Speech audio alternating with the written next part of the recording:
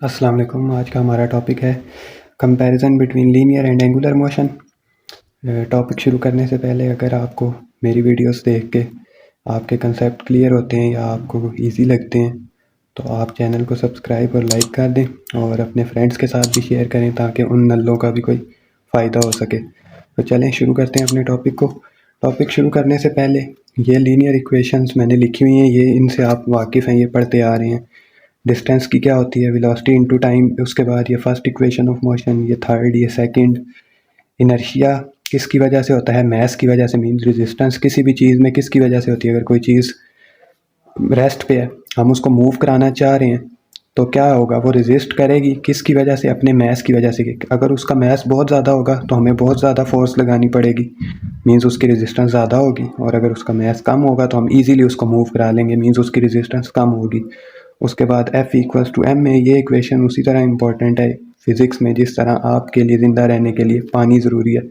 उसके बाद P equals to M V है और फिर ये काइनेटिक एनर्जी की इक्वेशन है 1/2 mv²। अब इन्हीं इक्वेशंस में कुछ चेंजिंग करनी है हमने और हमने बनानी है एंगुलर मोशन की इक्वेशंस। तो उसके लिए सबसे पहले आपको पता होना चाहिए, पिछले वीडियो लेक्चर्स में भी बताया था कि जो हमारा डिस्टेंस s होता है लीनियर में, उसको एंगुलर में किससे रिप्रेजेंट करते हैं, थीटा से। उसके बाद वेलोसिटी जो v होती है उसको किससे रिप्रेजेंट करते हैं, ओमेगा से। उसके बाद जो एक्सेलरेशन a होता है उसको हम किससे रिप्रेजेंट करते हैं, किससे रिप्रेजेंट करते हैं, अल्फा से। उसके बाद इनर्शिया जो होता है m होता है मैस की वजह से, लेकिन जब एंगुलर मोशन में मूवमेंट ऑफ इनर्शिया आएगा तो हम मैस की जगह जो भी इक्वेशन होगी, मैस की जगह मूवमेंट ऑफ इनर्शिया क्या लगाएंगे, आई। ये बहुत इंपॉर्टेंट है, ये याद रखना है।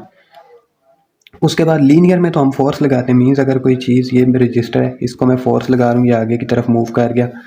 अब ये क्यों आगे मूव किया, क्योंकि मैंने फोर्स लगाई। और ये किस तरह मूव किया, यहाँ से आगे की तरफ चला गया, मीन्स इधर से यहाँ से यूँ अपवर्ड या आगे की तरफ मूव किया इसने। तो इसमें कौन सी मोशन थी, लीनियर मोशन थी, ठीक है। लेकिन अगर कोई चीज़ एंगुलर मूव कर रही है, मीन्स सर्कल में रोटेट कर रही है, तो उसमें क्या आएगा, उसमें तो टॉर्क आएगा। टॉर्क आएगा तो फोर्स की जगह हम क्या लगाएंगे, एफ की जगह टॉर्क लगाएंगे।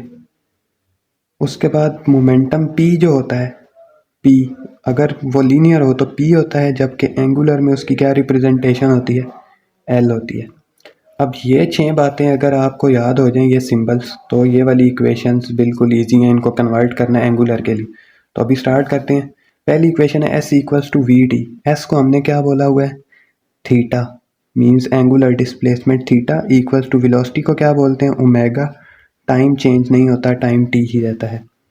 इसी तरह वी एफ है, वी आई है, तो हम क्या लिखेंगे, वी एफ की जगह क्या आ जाएगा, वेलोसिटी की जगह omega, F as it is equals to omega I plus acceleration को क्या बोलेंगे, alpha, alpha time as it is.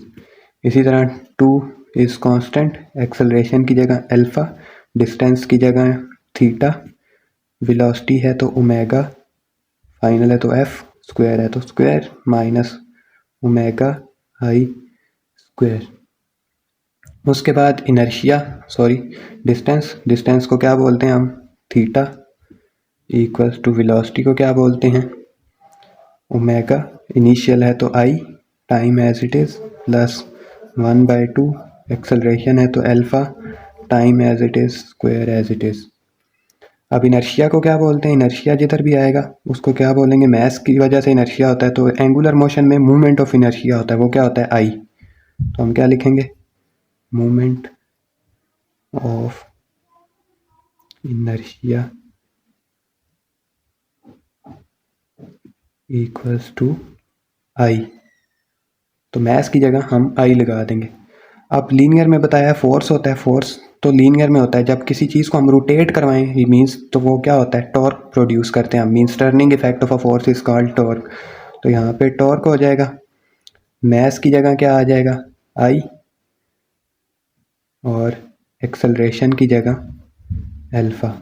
इसी तरह p है, लीनियर मोमेंटम, एंगुलर मोमेंटम का सिंबल होता है l, l equals to mass की जगह क्या आ जाएगा, moment of inertia I, velocity की जगह ओमेगा।